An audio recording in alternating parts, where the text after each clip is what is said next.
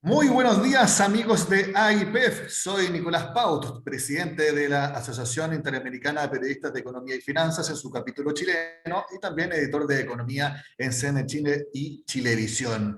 Les doy a todos una cordial bienvenida para este tercer seminario de esta alianza que hemos hecho entre AIPEF y Recabarren y Asociados, donde hemos querido conocer más en profundidad el sistema tributario de nuestro país.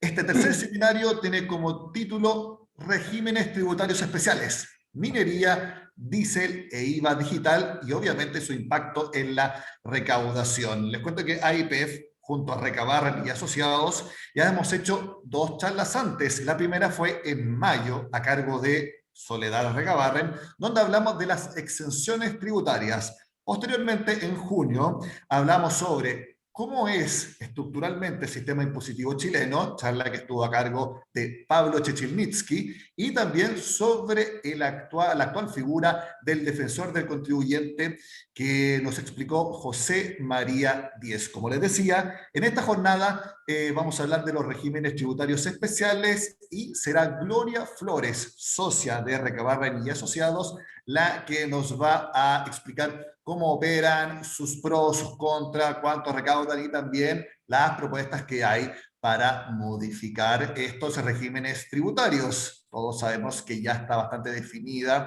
la carrera presidencial luego de las primarias, por lo tanto hay que poner mucha atención en lo que están proponiendo los candidatos a la moneda. Antes de empezar este seminario y presentarles a nuestra expositora, les cuento que esta charla es en off, pero si quieren entrevista en on, no hay problema y pueden llamar a IPEF o a Vinculación, que es la empresa de comunicaciones de Recabarren y Asociados.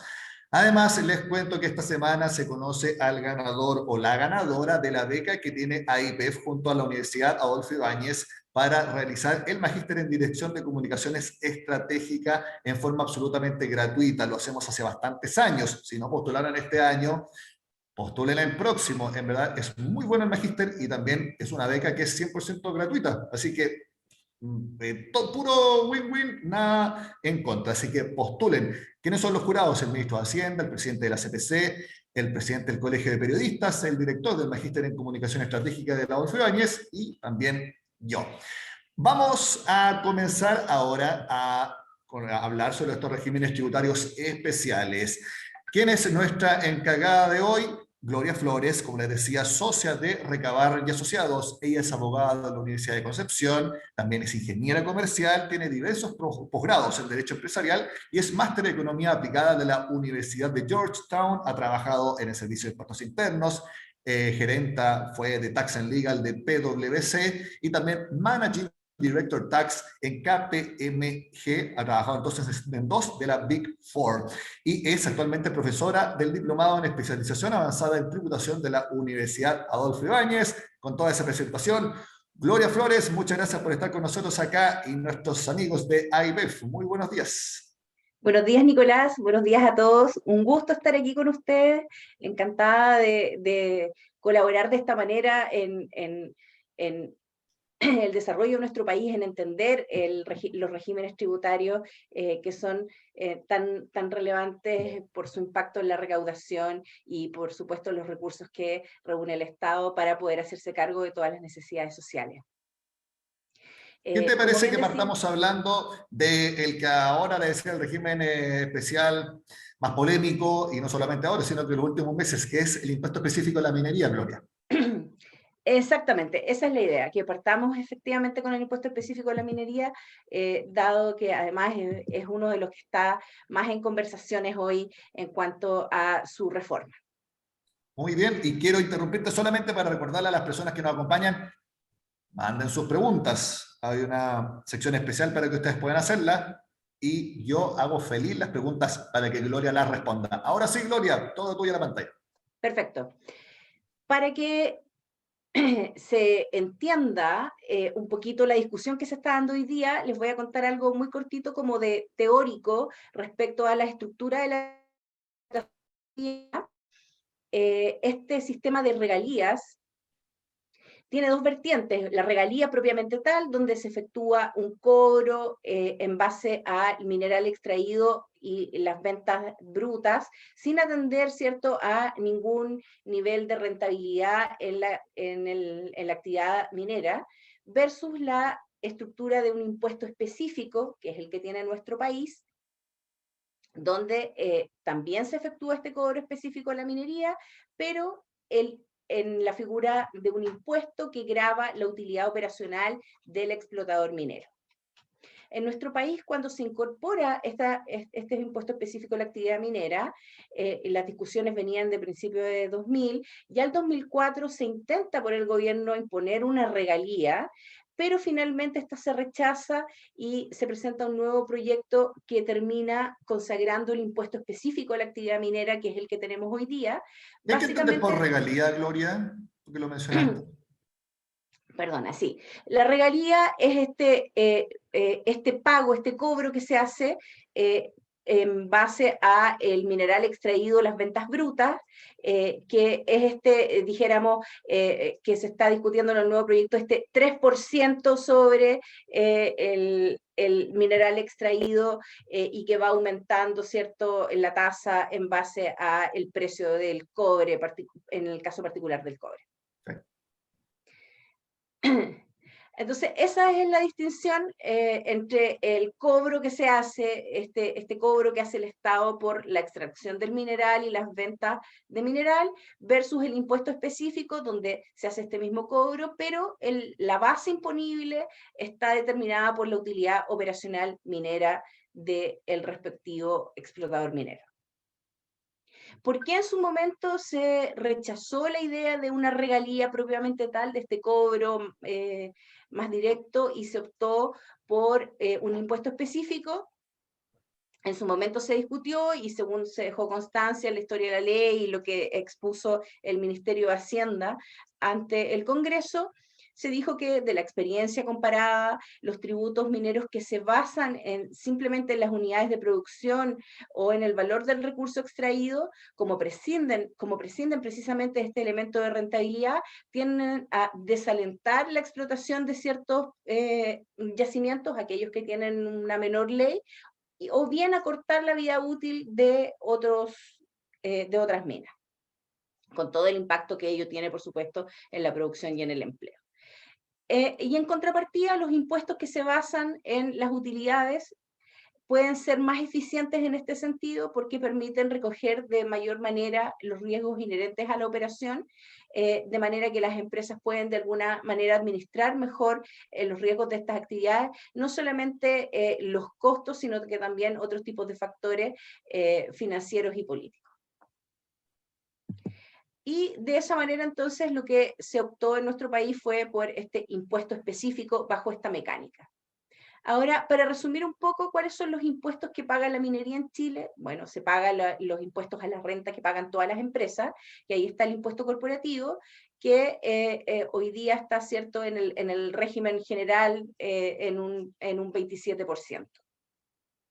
Además está este impuesto específico de la minería, que, como decíamos, grava la utilidad operacional minera y que también es porcentual, pero tiene un mecanismo progresivo, aplica por tramo de volumen sobre esta renta operacional minera.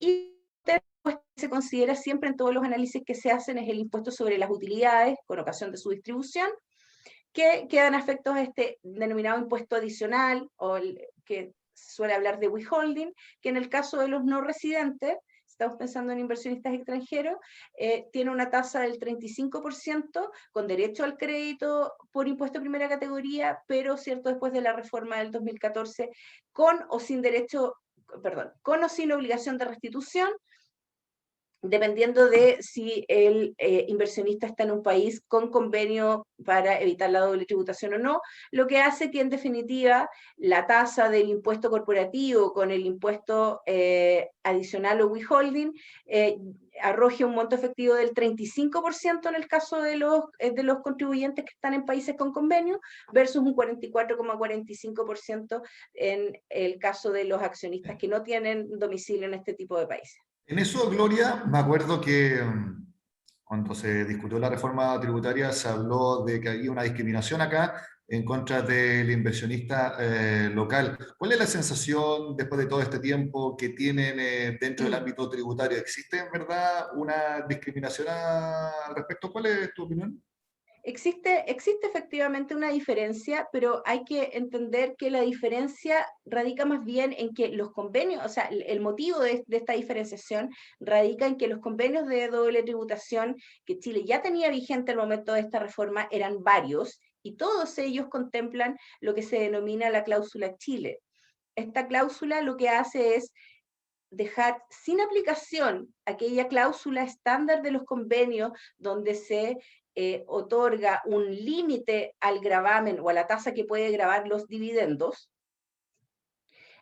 en todos aquellos casos en que opera el crédito por el impuesto de primera categoría, cuando el crédito de primera categoría es acreditable en su totalidad. Por lo tanto, de alguna manera, si no se hacía esta distinción en la legislación, lo que iba a ocurrir, ¿cierto?, es que se iba a caer la cláusula Chile, porque ya no íbamos a tener, ¿cierto?, la posibilidad de acreditar el impuesto corporativo, y por lo tanto iba a pasar a aplicarse la regla de limitación a la tasa que grava los dividendos, y por lo tanto eso iba a desajustar todo nuestro sistema tributario y podría haber obligado, ¿cierto?, a hacer otro tipo de distinciones, porque todo nuestro sistema tributario está diseñado, ¿cierto?, sobre esta base de integración de los tributos, que en su momento era total y que hoy día es parcial. Bueno, entonces, ese es el esquema cuando hablamos de la tributación de la minería, porque tenemos que distinguir, muchas veces estamos hablando solo del impuesto específico y otras veces estamos hablando de la contribución de la minería en su totalidad. considerando, ¿cierto?, el total de la suma de la carga tributaria del impuesto a la renta general, considerando el impuesto corporativo y el impuesto a las utilidades distribuidas, y el impuesto específico a la minería. Tú tienes, creo, más adelante en la presentación cuánto es lo que recauda y también el año récord, que si no me equivoco fue el año 2007. Exactamente, sí, lo vamos a comentar un par de láminas más adelante. Toda la razón, Nicolás. Vamos a explicar un poquito cómo funciona este impuesto específico.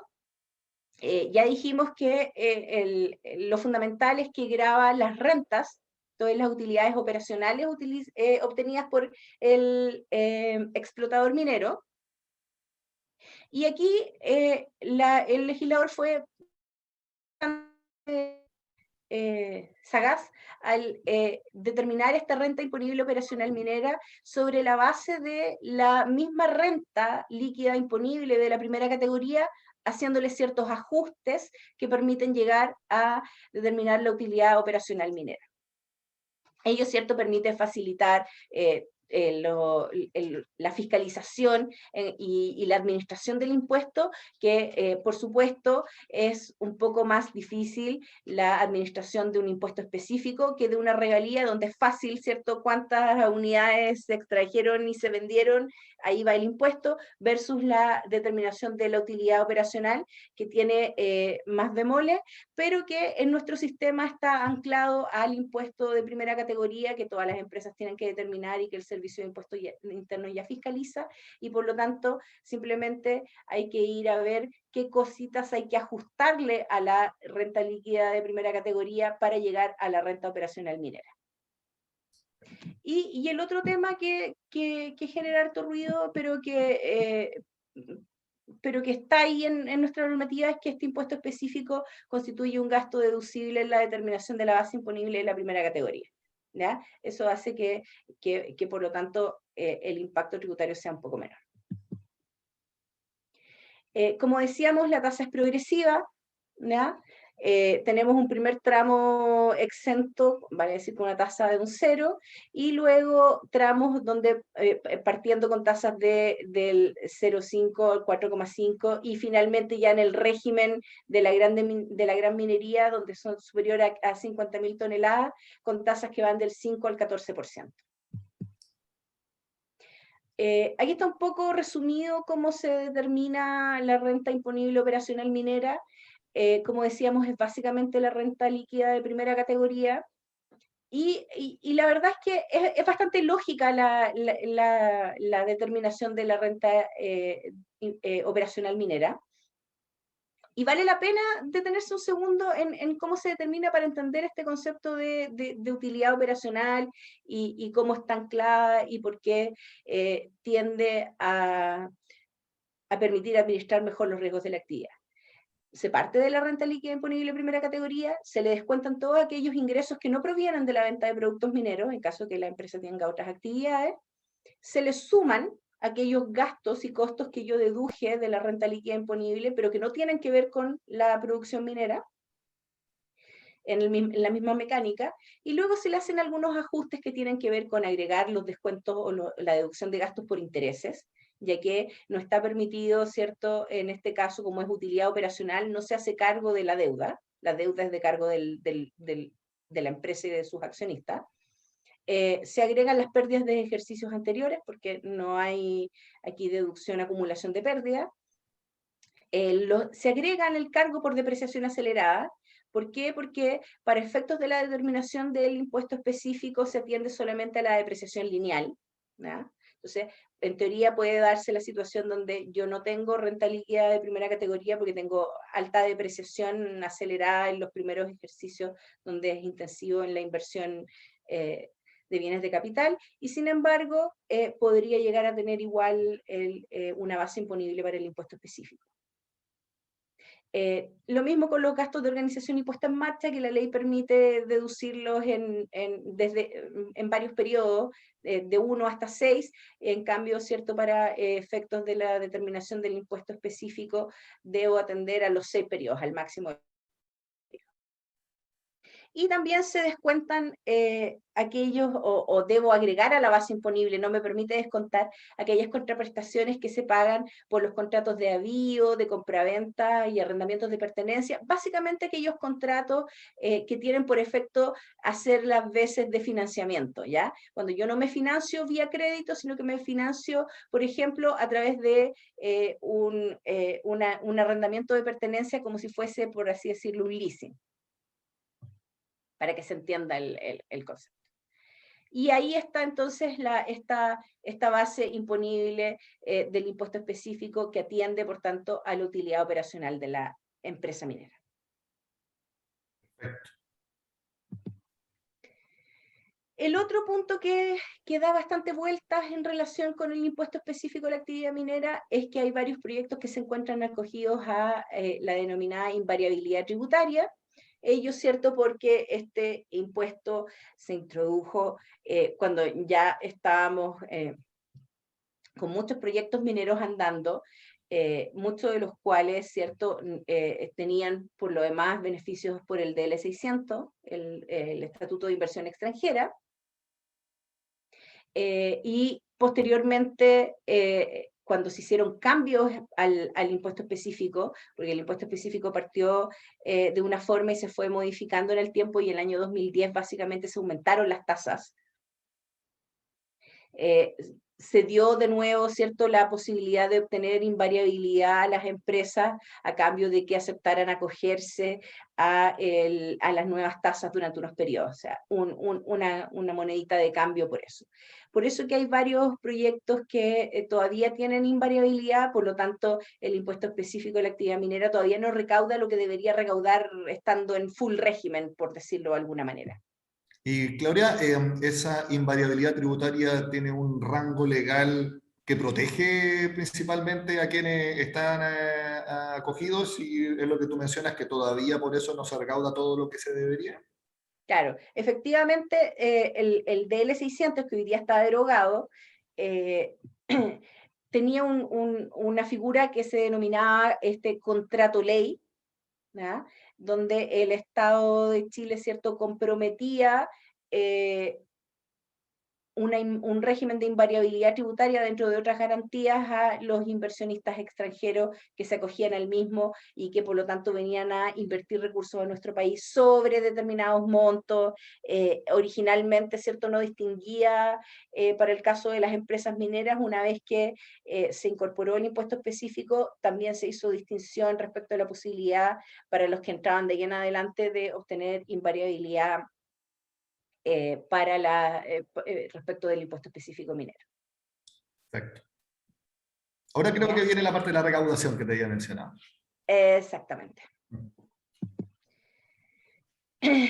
Hicimos un resumen porque los números son muchos y son tan altos que uno pierde perspectiva. Entonces, del 2007 al 2020, que es la medición que tiene la DIPRES, la Dirección de Presupuestos, el royalty recaudó en total más de 9.000 millones de dólares. La contribución más alta fue el 2007, y debido a los altos precios del cobre, que fue el récord. Y aquí el resumen es que, en definitiva, sumando, ¿cierto?, el impuesto específico y el impuesto a la renta que comentamos en su momento, el aporte total de la minería llegó a representar un 34% de los ingresos fiscales.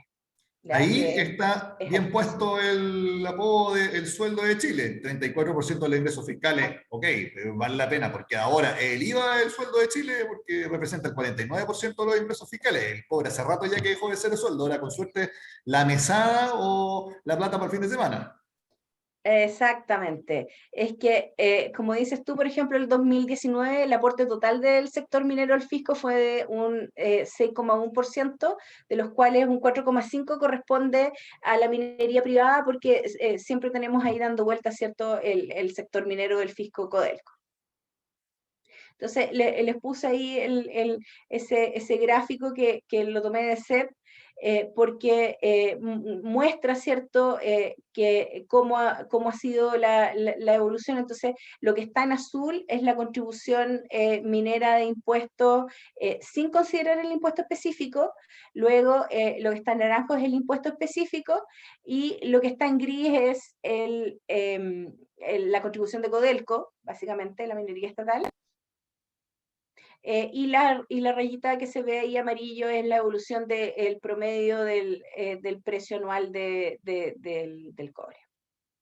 Entonces, da una idea de que en definitiva esto depende mucho de cómo le vaya al cobre. Lo que se conjuga, ¿cierto?, con que las inversiones mineras son de largo plazo. Entonces, esto impacta también en el análisis y en la evaluación de los proyectos mineros y de la inversión minera, donde no puedo ir simplemente a considerar el PIC, sino que tengo que, ¿cierto?, estar viendo toda la película y los factores, los factores técnicos y cómo me impactan en los costos en el largo plazo, el empleo, la flexibilidad laboral. Todas estas empresas mineras también, las grandes, que son todas inversionistas extranjeros, se anclan al dólar, por lo tanto también hay un factor relevante respecto del precio del dólar, que a su vez también se ve impactado por el precio del cobre. Entonces, esto hay una batería de cosas que se analizan para mirar la rentabilidad de los proyectos. Gloria, nos quedan unos minutos porque tenemos que pasar también a otros temas. Eso quería que nos mostraras qué es lo que pasa en otros países, ya que estamos hablando en el Congreso de un royalty a las ventas, no a las utilidades. ¿Qué es lo que se hace en otros lados? Sí, tomé como ejemplo Perú, que es un país vecino que nos está haciendo la competencia en el tema minero. Ellos tienen un régimen mixto, donde tienen un impuesto específico, igual que nosotros, sobre las utilidades, con unas tasas un poco más bajas, que combinan con una regalía considerada como una utilidad sobre un mínimo de ventas, vale decir, se aplica el impuesto específico, pero cierto, hay un mínimo siempre, por así decirlo, garantizado a través de la regalía. Otros países mineros como Canadá, Estados Unidos y Australia es un poco difícil definir el panorama porque depende de cada provincia o de cada estado. Pero, por ejemplo, en Canadá, en lo que es Ontario, el impuesto también es sobre rentas operacionales, y Quebec también tiene un régimen mixto donde se ve cuál es el que es más alto, ¿cierto?, sobre márgenes operacionales o sobre ventas. En Estados Unidos puse como ejemplo Arizona, que es un estado minero, donde hay un royalty estatal mínimo, pero hay una negociación caso a caso para los proyectos, un poco parecido a lo que pasa en algunos países con la normativa de precio de transferencia. Entonces, básicamente es difícil compararse con otros países porque las situaciones son muy diversas y que atender, ¿cierto?, también a la estructura de costos y estos otros factores económicos y políticos y sociales que hay en cada jurisdicción. Oye, Gloria, y cuéntanos ahora qué es lo que propone el proyecto de ley que yo mencioné, que todos hemos leído, hemos abordado, hemos reporteado, y también tu opinión al respecto. Y que ha cambiado a lo largo de su tramitación. Exacto. Bueno, la propuesta aquí es establecer de manera paralela, o sea, además del impuesto específico que ya existe, la obligación de pagar esta regalía o royalty ad valorem. Esta regalía es sobre las ventas brutas, tiene una tasa que parte en el 3% y que originalmente en el proyecto era solo un 3%, pero luego en su tramitación se le agregó una escala progresiva a medida que sube el precio del cobre, de manera que a partir de un precio sobre los $2 por libra, se pasa a una tasa del 15% y así se sigue subiendo por tramos hasta que al llegar a un precio sobre los $4 la libra, se aplica una tasa del 75%. ¿Ya? Tributariamente, Gloria, solamente desde el aspecto tributario, desde ese prisma, desde ese foco, ¿cómo calificas este proyecto de ley en comparación al impuesto que tenemos actualmente? Bueno, como te decía, sigue una estructura distinta, donde no Sí. se atiende a las utilidades, y ese es precisamente el gran cuestionamiento que existe respecto de esta figura, que en su momento se planteó en el país y se dejó de lado hace muchos años atrás, en este nuevo análisis lo que se discute y lo que yo creo que también hace falta es efectivamente ver cuál puede ser, mucho se ha dicho, hay mucho dando vuelta respecto a cuál sería el impacto de un tributo de esta naturaleza, que no atiende a las utilidades operacionales, y cuál sería su impacto, sobre todo porque como Chile ya es un país un poco más desarrollado en lo que tiene que ver con los proyectos mineros, o sea, no es que estemos partiendo en la explotación minera, sino que hay yacimientos que ya llevan muchísimos años explotándose, y por lo tanto cada vez se están buscando nuevos yacimientos. Aplica totalmente, ¿cierto?, lo que se señala de la posibilidad de desalentar la inversión en ciertos yacimientos que si son de menor ley o tienen no solamente menor ley, sino que dificultades geográficas u otras para su explotación, pueden volverse poco rentables y por lo tanto decidirse no invertir, o acortar la vida útil de los proyectos mineros actualmente en explotación, si es que es cierto, se aumenta demasiado la escala de costos. Que es difícil saber porque la discusión está demasiado teñida, ¿cierto?, por consideraciones políticas. Hay muchos estudios aportados por el sector minero donde ellos muestran que la tasa efectiva que hoy día paga Chile está dentro de, el promedio de lo que se paga en otros países cuando uno hace el análisis completo, considerando lo que veíamos al principio, ¿cierto?, la tributación minera integrada, y que el incorporar esto haría que pudiesen subir los costos hasta en 10, incluso 20 puntos percentiles. Todo eso hace que uno tienda a pensar que no sería el mejor mecanismo, que no está muy bien analizado y muy bien planteado. Sin embargo, está hasta donde pública, de hasta dónde se cree la información que viene de las propias mineras, que son parte interesada, se dice, cierto, que siempre van a decir, nunca van a querer pagar más impuestos. Gloria, Ahí hay una sí. vertiente que plantea, disculpa Nicolás, que plantea, oye, no impongamos este nuevo tributo, pero reanalicemos nuestro impuesto específico a la actividad minera y veamos la posibilidad, por ejemplo, de aumentar las tasas. Pero Perfecto. seguirlo enfocando en la utilidad de las empresas. Muy bien. ¿Qué te parece, Gloria, que pasemos al siguiente impuesto específico, que en esta ocasión sí que nos impacta a todos, que es el de los combustibles?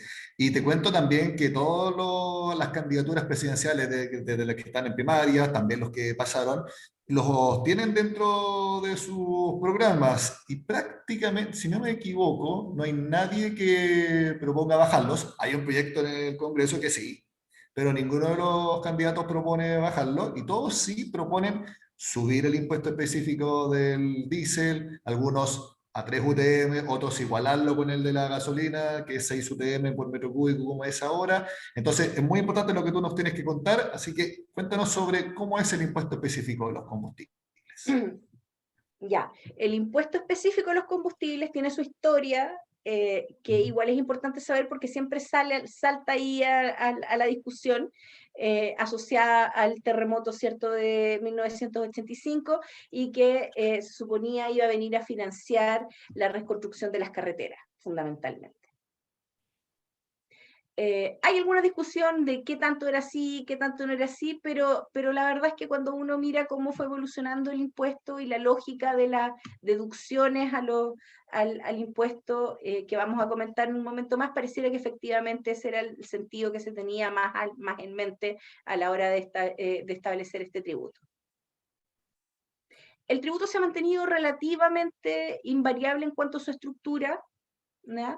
Pero sí cabe destacar la implementación del denominado CIPCO o MEPCO, que es el mecanismo de estabilización de precios de los combustibles, que reforzó la parte variable del impuesto para tratar de paliar las alzas y bajas del precio de los combustibles en los mercados internacionales, de manera que los cambios no sean tan bruscos ni hacia arriba ni hacia abajo.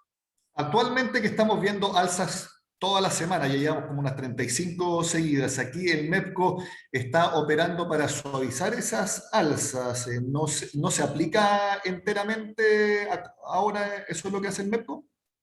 Claro, es que el MEPCO lo que hace es establecerte ciertos parámetros que van compensando cuando el precio es a la baja y que van compensando cuando el precio es al alza, de manera que de tratar de que la curva sea un poco más plana.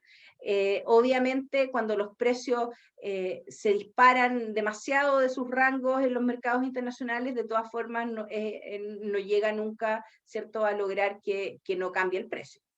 Perfecto. Solamente intenta suavizar. ¿Cómo funciona el impuesto? Porque no es solamente lo que se cobra el impuesto, también nos cobran IVA. Exactamente. Entonces, los combustibles están afectos a IVA como todos los demás bienes e insumos, pero además tienen este impuesto específico que se aplica tanto sobre las gasolinas como el petróleo diésel, como el gas licuado de consumo vehicular y el gas natural de consumo vehicular. Y la base imponible está dada por los metros cúbicos del respectivo combustible. Y de esta manera, ¿cierto?, al en base a los metros cúbicos del combustible, va a afectar en definitiva a todo lo que es el transporte terrestre y a las actividades productivas que demandan el uso de combustible. Espera, se me quedó pegado esto. Ahí sí. Como decías tú, como ya comentabas, ¿cierto? La tasa es diferenciada para el diésel respecto de la gasolina. Siempre se ha planteado a qué obedece esta discriminación. No está tan prístino, tan explícito, pero pareciera cuando uno lo suma a las posibilidades de recuperación del impuesto que vamos a ver en un momento más, a lo que hablábamos del contexto del terremoto, pareciera cierto que la gasolina es más directamente utilizado efectivamente en los vehículos que se desplazan vía terrestre versus el petróleo diésel, cierto que además de ese uso tiene otros usos industriales y que es más común también en el transporte terrestre. Si se hablara de justicia tributaria, ¿esto es injusto tributariamente? Si yo tengo un auto a gasolina, ¿por qué me cobran más impuestos que una persona que tiene un auto petrolero? Porque no es una UTM menos, es el Sí. 25% de lo que yo pago que tengo un auto a gasolina. Sí, exactamente. Bueno, ahí hay varias consideraciones. Primero, que el sentido no tiene discriminar entre los usuarios de los vehículos, ¿cierto? No apunta a quien tiene un auto a benzina o un auto a petróleo, sino que apunta más bien a lo que hablábamos, a los usos del petróleo versus los usos de la gasolina.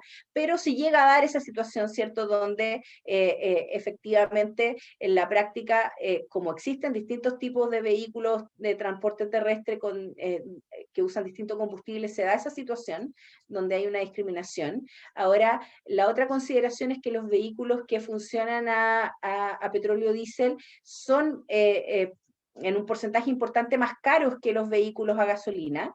Ello porque el uso de diésel en los motores requiere, para cumplir con las normativas de emisiones y de contaminación, requieren mayores filtros, más sofisticados. No, yo no desconozco el detalle mecánico, pero es así, lo que hace ¿cierto? Que los vehículos sean bastante más costosos los que son a diésel que los que son a gasolina,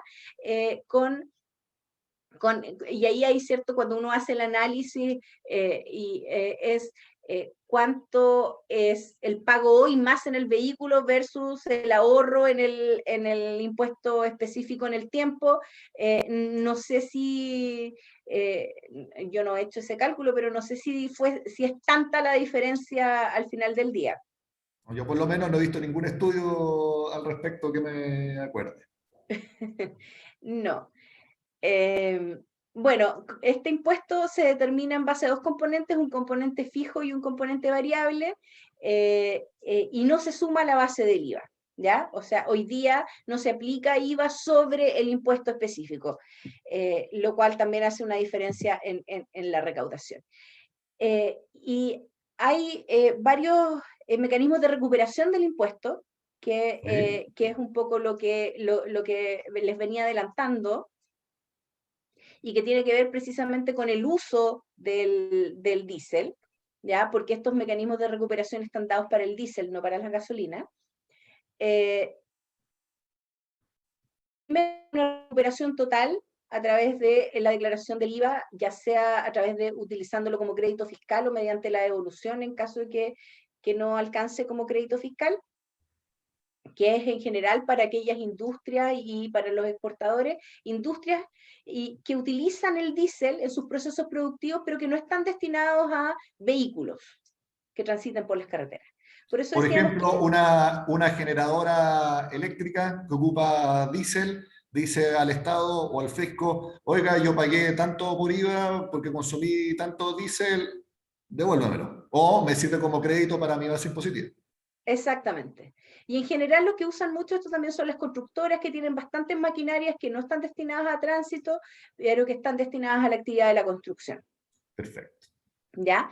Le puse ahí como tip, no se considera gasto tributario, que es ¿qué significa gasto tributario? Gasto tributario es aquella medición que se hace de lo que el fisco gasta de manera indirecta, vale decir, lo que se gasta por la vía de no recaudar, por ejemplo, una exención, algún beneficio en su sentido amplio.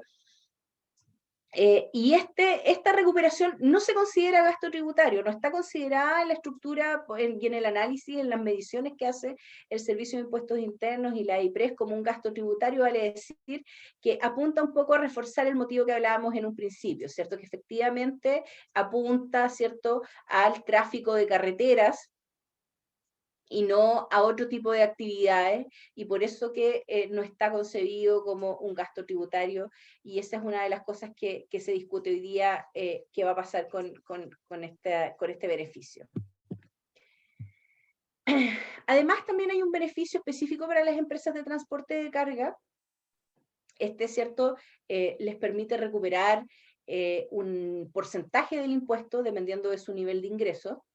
Entonces, las empresas de transporte de carga que sean propietarias o arrendatarias con opción de compra de vehículos sobre cierto peso, pueden recuperar un porcentaje del impuesto específico al petróleo soportado, y como decíamos, van en porcentajes desde el 80% hasta el 31%, dependiendo del nivel de ingreso.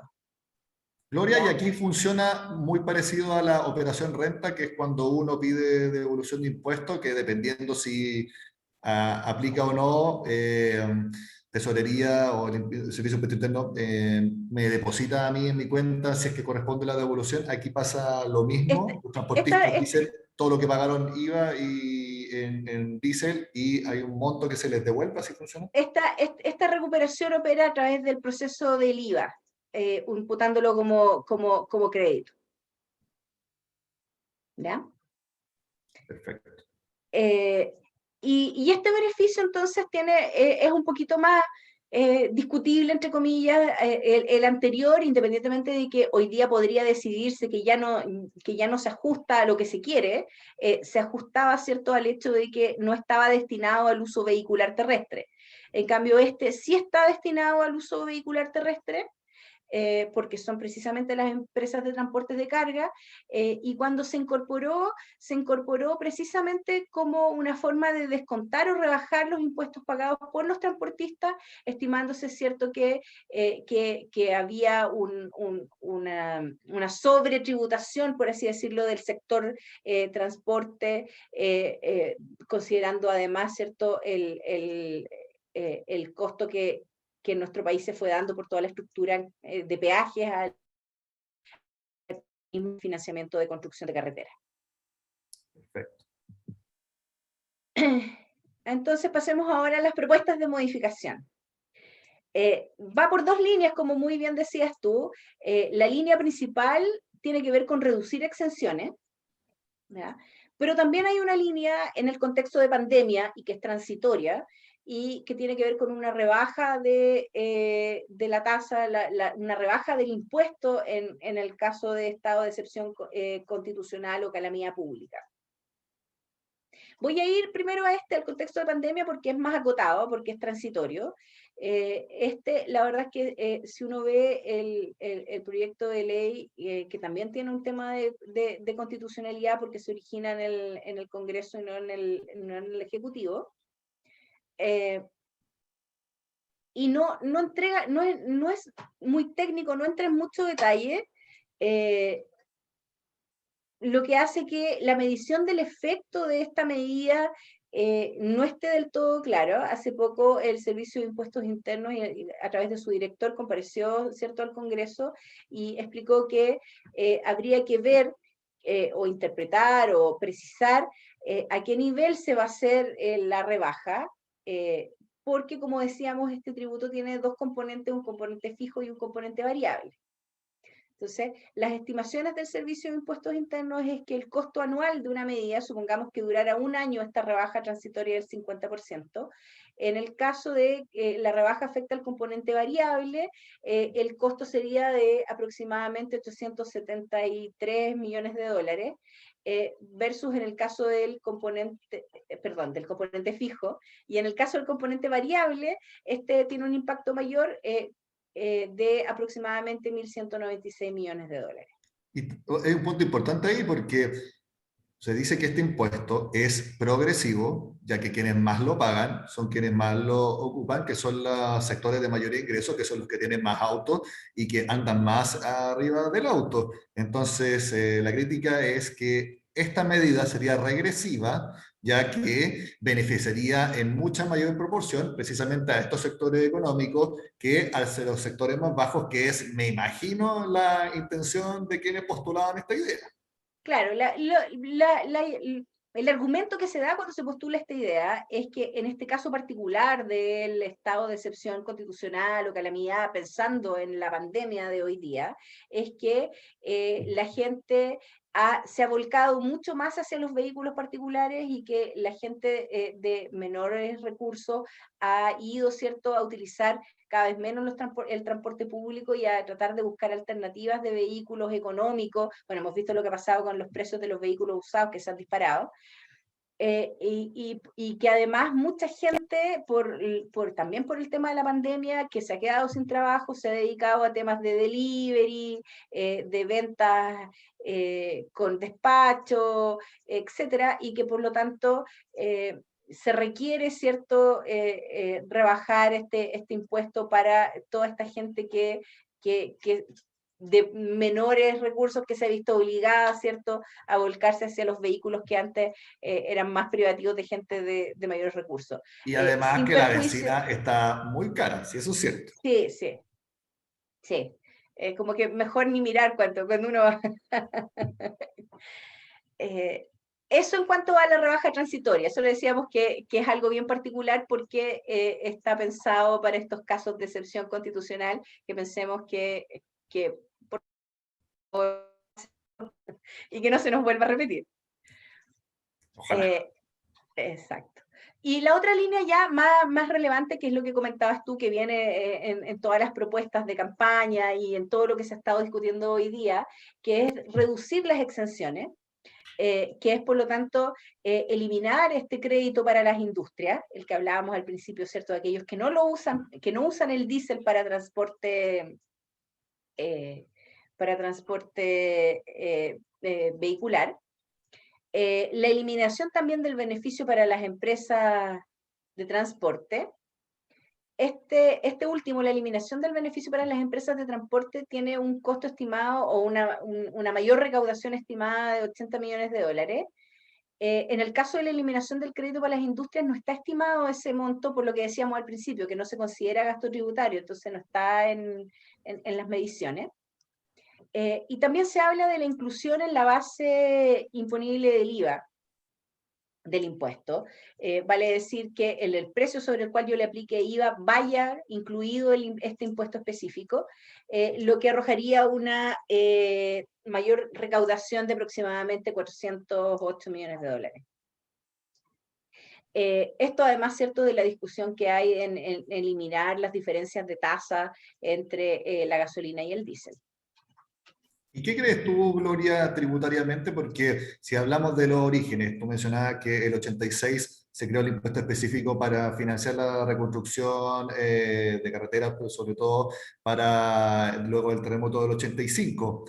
Pero luego se mantuvo y ahora la discusión de subir el impuesto específico tiene que ver con mayor recaudación y también porque todos sabemos que los combustibles tienen la externalidad negativa de la contaminación. Entonces, con los argumentos que se están dando para subir el impuesto específico e igualarlo o al menos subirlo en el caso del diésel y también eliminar estas exenciones. Pero por esos dos conceptos que yo te mencionaba, que hay que recaudar más y se trata de un elemento contaminante. ¿Tú crees que se justifica Mm. estas medidas? Bueno, hay varias cosas. Respecto al elemento histórico, sabemos que es común, ¿cierto?, que las alzas de impuesto transitorias para hacerse cargo de algún determinado costo o gasto público, normalmente se vuelven permanentes. O sea, es muy, muy poco probable que una vez que se alza el impuesto, este vuelva a bajar. Por lo menos así lo ha demostrado nuestra historia. Y además, independientemente de eso, ¿cierto? Las decisiones políticas se tienen que ir evaluando en el tiempo. Entonces, puede ser cierto que algo que partió con un determinado objetivo vaya variando ese objetivo en el tiempo y que hoy día resulte legítimo plantearse que el objetivo sea netamente recaudación o que tenga que ver con elementos de política medioambiental en cuanto a los elementos contaminantes. Ahora, lo que sí respecto de este último punto se analiza y se saca a la palestra es que en su oportunidad, ¿cierto?, en la reforma del 2014 y luego con algunos ajustes se incorporó el denominado impuesto verde, y Sí. ya, ¿cierto?, busca corregir este tipo de externalidades, y eso es precisamente lo que ocurre en el caso de el crédito del impuesto específico al diésel para las industrias, ¿cierto?, que decía libera, ¿cierto? Le permite recuperar, más que libera, pero al final llega a ese efecto a las industrias que utilizan el diésel para sus procesos productivos y no para el transporte vehicular. Entonces, por ejemplo, hoy día el informe que salió en enero de esta comisión tributaria para el crecimiento y que fue a informar las exenciones y regímenes especiales, recomienda eliminar este crédito. Sin embargo, precisamente uno de los temas que dice que hay que reevaluar es qué pasa con el impuesto verde. ¿Ya? ¿Por qué?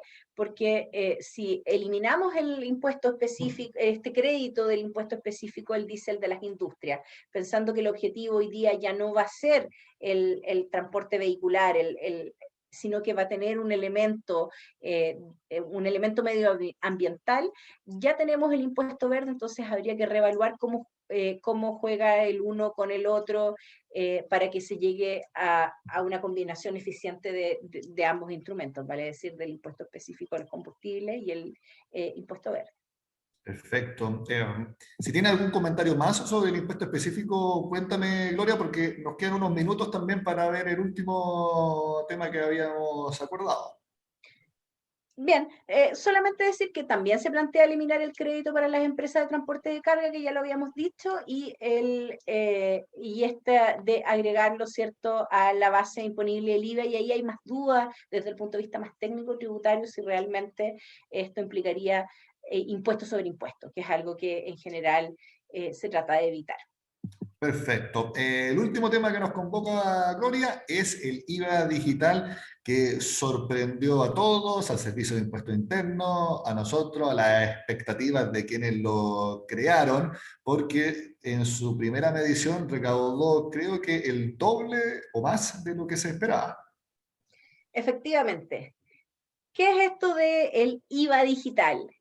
Eh, Haciendo un poco de historia, hace mucho tiempo ya que se venía discutiendo, ¿cierto?, la posibilidad de establecer o cómo hacer tributar a estas grandes plataformas que prestan servicio a consumidores en nuestro país, pero que no tienen una presencia física. Pensando, ¿cierto?, Netflix, Amazon, Spotify, etcétera.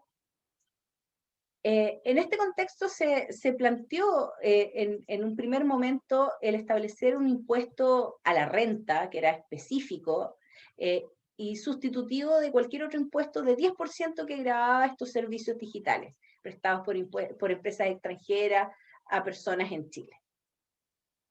Sin embargo, esto fue muy debatido por motivos bastante técnicos en cuanto a la tributación internacional, por lo que decíamos esto de que no tienen presencia, cómo se ata, cómo tiene el impacto en las relaciones internacionales, en los convenios, y en general es un tema que está siendo, esa tributación a la renta que está siendo muy estudiada, particularmente por la OECD. La verdad es que las recomendaciones son: no haga nada, por favor, en esta materia mientras no lleguemos a un acuerdo, porque puede ser el remedio peor que la enfermedad. Entonces, de esa manera, cuando este impuesto se estaba discutiendo, la verdad es que como país perteneciente a la OECD nos llevamos un tirón de oreja de: usted está haciendo puras leceras. Entonces, la salida fue, porque aquí sí no hay recomendación, y la recomendación es: en IVA usted puede hacer lo que quiera. Finalmente lo que se hizo, ¿cierto?, fue eliminar este impuesto específico a la renta, por llamarlo de alguna manera, y transformarlo en un IVA a través del establecimiento de un nuevo IVA, que es este 8 letra N. Tiene particularidades porque es un hecho grabado que aplica al caso de los contribuyentes extranjeros que prestan estos servicios, entre comillas, digitales para ser utilizados en nuestro país. ¿Y qué comprende? ¿Qué son estos servicios digitales? La intermediación de servicios prestados en Chile o de ventas realizadas en el extranjero, siempre que estas últimas den origen a una importación. Son, ¿cierto?, todas estas plataformas intermediarias y que por lo tanto tienen que ver con comprar bienes que van a llegar a Chile y se le paga esta especie de comisión. Hay un comisionista, por decirlo de alguna manera, pero este comisionista es virtual. Luego está el suministro o entrega de contenido de entretenimiento digital, videos, música, juegos a través de descarga, streaming u otra tecnología, incluyendo también textos, revistas, libros, etc. Estamos pensando aquí típico Netflix, Spotify, el suministro de software, almacenamiento, plataformas o infraestructura informática, entonces todo software y todo esto software as a service, y finalmente todo lo que es publicidad a través de redes. Entonces es bastante amplio, incluso más amplio de lo que estaba considerado originalmente en el impuesto específico que no implementamos porque nos llevamos un tirón de oreja. Luego, el servicio va a estar utilizado en Chile. ¿Qué elementos toma la ley para presumir, ¿cierto?, que este servicio está siendo utilizado por contribuyentes en nuestro país? Que la dirección IP del dispositivo utilizado por el usuario u otro mecanismo de geolocalización indique que se encuentra en Chile, ¿no? O sea, estamos con nuestro computador, con nuestro tablet, nuestro teléfono con una IP en Chile. Que la tarjeta, cuenta corriente, bancaria o medio de pago se encuentre registrado en Chile. Hay algunas dudas qué significa otro medio de pago registrado en Chile, pero simplemente quiere ser bastante amplia nomás la norma. En la medida de que tengamos una cuenta, una tarjeta en Chile, entendemos que tendría que ser emitido por una entidad local, ¿cierto? Vamos a tener uno de estos elementos de presunción. Que el domicilio indicado por el usuario para la facturación o la emisión del comprobante esté en territorio nacional. Que este es más raro porque generalmente te piden un correo electrónico nomás, pero podría darse. O que la tarjeta de módulo de identidad del suscriptor del teléfono móvil también tenga como código de país Chile. Dime. Oye, Gloria, no te quiero poner en aprietos, pero viendo estas disposiciones que tú mencionas, ¿qué pasa si yo contrato esto con una tarjeta emitida en un banco chileno, pero estoy afuera? Ponte tú que estoy de viaje. Claro, lo que pasa es que son los problemas que se dan. Primero, la norma te requiere que concurran dos de los elementos para tratar de precisamente evitar que se pueda dar uno cualquiera. pero sí podría ser cierto qué pasa con la gente que, por ejemplo, es un extranjero que lo contrató afuera, pero lo está utilizando en Chile transitoriamente. Debería pagar por ese ratito que estuvo en Chile. Probablemente, por ejemplo, va a tener la tarjeta afuera, porque lo va a pagar con su tarjeta en su banco afuera, y no va a tener el código de su país, pero sí lo va a estar utilizando en Chile durante, imagínate que estuvo 3 meses, ¿debería pagar, no debería pagar? Bueno, estas son presunciones, ¿ah? Es para facilitar la administración del impuesto. Es un poco lo mismo que pasa con el impuesto adicional a los servicios prestados en el extranjero, que es el típico withholding que nosotros pagamos, ¿cierto? Cuando nos prestan un servicio de afuera, hay que retenerle el withholding al prestador extranjero. ¿Y qué pasa, por ejemplo? En teoría la ley es súper amplia, dice servicios prestados por contribuyentes sin domicilio ni residencia en Chile. ¿Y qué pasa cuando yo me voy de vacaciones, por ejemplo? Debería retenerle al taxista por ponerle... son Exacto, cosas eso que mismo le está diciendo, claro. son cosas que desde el punto de vista pragmático, ¿cierto?, hacen ruido, pero que en la realidad tienden a solucionarse solo y nunca nadie se quiere meter porque desde el punto de vista normativo sería muy difícil hacerse cargo. O sea, que el Servicio de Impuestos Internos se preocupe de dilucidar qué hace ahí. Claro, la verdad es que parece más bien en todo caso, ¿cierto? Que la idea es que se graben los servicios en la medida que efectivamente estemos en consumidores locales y no alguien que simplemente esté de paso. Pero no está dicho expresamente y al final va a funcionar a través de estas presunciones y que se exigen, como te decía, dos de estos elementos para que se presuma. Tú podrías probar en contrario o incluso podría, ¿cierto?, el servicio ir a tratar de probar que no obstante que no sean estos elementos, sí hay una utilización en Chile, pero es más difícil en la mecánica normal del impuesto. Veamos cómo se determina quién lo paga en esa lámina que tú estás ahora mostrando. Exacto. ¿Por qué? Precisamente porque tiene que ver con el cumplimiento tributario que decíamos hace algún momento. En la mayor parte de los casos de las grandes plataformas estamos hablando de personas naturales que no son empresas, que no son contribuyentes de IVA y que por lo tanto no van a ir, ¿cierto?, a pesquisar los impuestos de estas grandes plataformas y simplemente van a hacer el pago que les corresponde. Entonces, la ley se pone y distingue dos situaciones precisamente en base a este criterio. Cuando el servicio es pagado por contribuyentes, por personas que no son contribuyentes de IVA,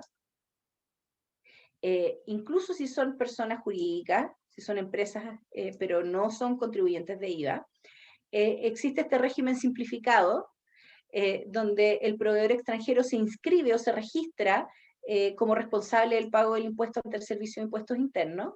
Es un mecanismo simplificado porque no los obliga al típico registro que tiene una empresa que viene a Chile a desarrollar actividades donde tiene que sacar RUT, llevar contabilidad, presentar declaraciones de impuestos anuales, etcétera, sino que es simplemente para efectos del pago de este impuesto.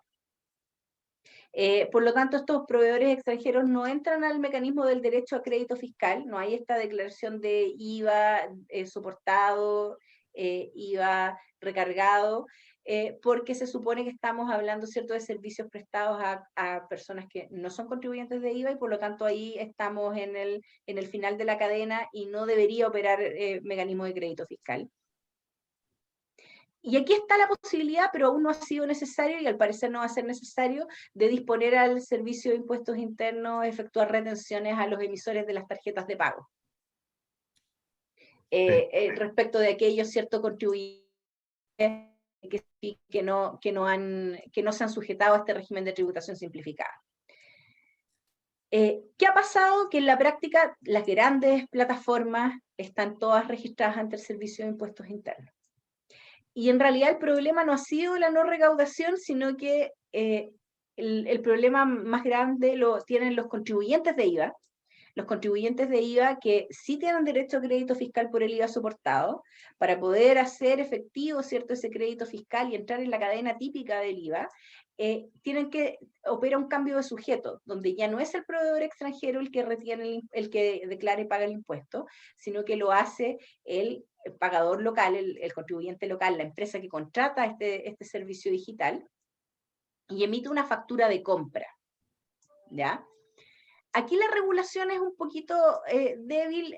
Lo que dice el Servicio de Impuestos Internos en sus resoluciones es que esta empresa local tiene que informarle al proveedor extranjero que es contribuyente de IVA y que va a emitir una factura de compra para que no le aplique el IVA y no lo declare en este mecanismo simplificado. Entonces, al final, el problema lo han tenido más los que sí son contribuyentes de IVA, sobre todo cuando son empresas medianas, más pequeñas, que no tienen mucho poder de negociación, para que alguien los pesque, por decirlo de alguna manera, en estas grandes plataformas, no sé, Facebook, quién contestará el teléfono, si habrá algún correo. Yo no sabría cómo comunicarme con esta gente para decirle, ¿cierto? Oiga, no me aplique el IVA porque yo voy a emitir una factura de compra. ¿Ya? Entonces, el problema ha ido más por ese lado, porque como tú bien decías, este impuesto ha sorprendido a todos. La recaudación que se esperaba para el primer año era de 97 millones de dólares y el primer año ya se recaudaron 194 millones de dólares. O sea, un poquito más del doble. Yo, Gloria, nunca, en los casi 14 años que llevo reportando economía, nunca he escuchado que un impuesto supere tanto las expectativas de recaudación como este IVA digital. ¿A qué lo atribuyen? Mira, en realidad para los proveedores ellos simplemente lo recargan, ¿ya? Que es uno de los reclamos que había la gente. Decían, claro, al final nos están cobrando nosotros, no a las empresas extranjeras. Por supuesto, si se optó por IVA, el IVA lo que hace es gravar al consumidor desde el punto de vista económico. Y como en general todas estas grandes plataformas, los montos son relativamente pequeños, la gente lo tiene automático en su tarjeta, entonces seguramente les llegó algún correo de, mire señor, les vamos a aumentar de 100 a 119 y la persona ni se enteró. Entonces la verdad es que como termina ocurriendo cuando los impuestos tienden a generar mayores distorsiones en la medida que hay menor elasticidad, mayor elasticidad en la oferta y la demanda, que parece que es algo que no ocurre tanto aquí, donde no hubo mucho impacto en la demanda. Y seguramente también había un elemento donde las estimaciones fueron más bien conservadoras para evitar, ¿cierto?, darse con alguna pared, y donde tampoco había tanta claridad respecto del número de suscriptores de todas estas plataformas, y además también se sumó todo lo que es software, que es lo que decíamos que no es solamente el contenido de entretenimiento digital, y además de revistas y libros, sino que también las plataformas de intermediación. Y ahí simplemente como para cerrar, porque a propósito del software me acordé de las normas de armonización con el impuesto adicional o el withholding, que es precisamente aquí lo que sufrió más cambio tiene que ver precisamente con estos software. Hace algunos años, 2012 si no recuerdo mal, fue la reforma que liberó de impuesto adicional a los denominados software estándar. Estándar no en su sentido coloquial, sino que estándar definido por la ley como aquellos que no dan derecho a explotación comercial. ¿Ya? O sea, yo no los puedo explotar comercialmente, sino que están solo destinados al uso. Y esos, por lo tanto, quedaban liberados de impuesto adicional. Eso significa, ahora con esta modificación, que en la medida que estén liberados de impuesto adicional, pasan a gravarse con el IVA. ¿Ya? porque hay un juego entre el impuesto adicional y el IVA. La idea es que aplique solo uno de los dos impuestos, o se graba con impuesto adicional o se graba con IVA. Entonces, todo aquello que está liberado de impuesto adicional y que por supuesto quede en este texto grabado, como es el caso de los software, se graba con IVA. Eso significa que si antes por todas estas licencias de uso de Word, Excel, etcétera, los típicos que usamos en todos los computadores estaban liberados de tributación, hoy día quedan afectos a IVA. Y ahí Perfecto. también puede haber un elemento del impacto tan grande en la recaudación. Gloria, quiero decirte y ojalá represente también a todas las personas que nos acompañaron, que ha sido una conversación didáctica, entretenida también, y muy importante, muy actual. Eso es fundamental porque nosotros que tenemos que reportear estos temas, a veces por la rueda incansable de la coyuntura estamos siempre inmersos ahí, no nos damos el tiempo de ver fríamente estos temas y entenderlos, porque para poder criticarlos, para poder también decir que son buenos, para también poder encauzar nuestro reporteo, tenemos que entender lo que estamos conversando y eso sin duda ha sido muy clarificador en esta conversación contigo. Simplemente para terminar, ¿crees tú que todos estos regímenes especiales, cada uno con su complejidad o más facilidad de entender y de cómo está estructurado, es bueno que los gobiernos o cada dos gobiernos se vayan revisando, que lo que hizo el trabajo de la Comisión Vergara sea una constante, no todos los años, por supuesto, pero sí cada cierto tiempo? Porque obviamente la evolución nos lleva a que las cosas que antes tenían sentido hoy quizás no lo tengan o que haya que hacerle una perfección. Por supuesto, Nicolás, una de las cosas que se discute en nuestro país es como la falta de seguimiento de las medidas tributarias que se adoptan, particularmente cuando conllevan algún gasto tributario. Este concepto, ¿cierto?, de gasto indirecto del fisco a través de la no recaudación. Hoy día nos encontramos con que se está mirando esto y uno de los graves problemas con los que nos enfrentamos es que no existe información confiable, eh, y cuando uno revisa el informe de la comisión, se encuentra con esto no se mide o aquí no está claro si la medición que se efectúa es la correcta. Hay una serie de dificultades eh, para la información, para obtener la información y para procesar la información. Hay mucha información que el Servicio de Impuestos Internos recibe y que realmente no se procesa de la manera adecuada. No estoy diciendo que sea culpa del Servicio de Impuestos Internos, porque esta es una dentro de todas las obligaciones que tiene el servicio, no es la que está en la primera línea, parece más bien cierto que tiene que ser una preocupación sobre todo de la dirección de presupuesto. Eh, pero sí es un problema que se detecta y que nosotros que trabajamos en el mundo tributario y que nos hemos encontrado, ¿cierto? Cuando estudiamos los temas oye, pero ¿cuál fue el sentido que se tuvo para implementar esta medida? Tal, ¿es vigente está vigente ese objetivo? ¿Todavía queremos que sea ese objetivo? ¿Se cumplió el objetivo? ¿Se ha cumplido el objetivo? ¿Es suficiente? ¿Ya se cumplió y se cerró? ¿O ahora o se va a renovar, se va a mantener, se va a modificar? Por supuesto que son todas, esta evaluación del gasto tributario que se llama, es muy relevante y es algo que se recomienda estar haciendo de manera periódica.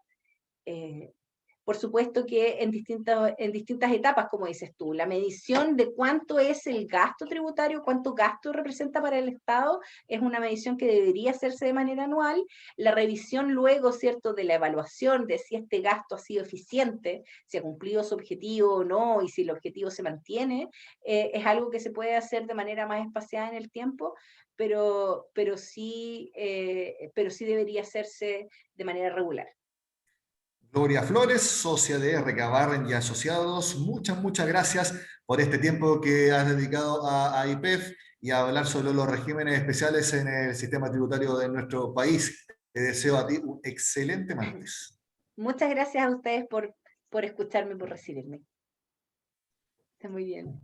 Muy bien amigos, llegamos al término de este seminario y también este ciclo de 3 charlas entre AIPEF y Recabarren y Asociados, donde abordamos distintos aspectos del sistema tributario de nuestro país. Sigan atentos a nuestras redes porque por supuesto que vamos a seguir haciendo seminarios, charlas y también muchas otras actividades. Les deseo a todos un excelente día. Chao.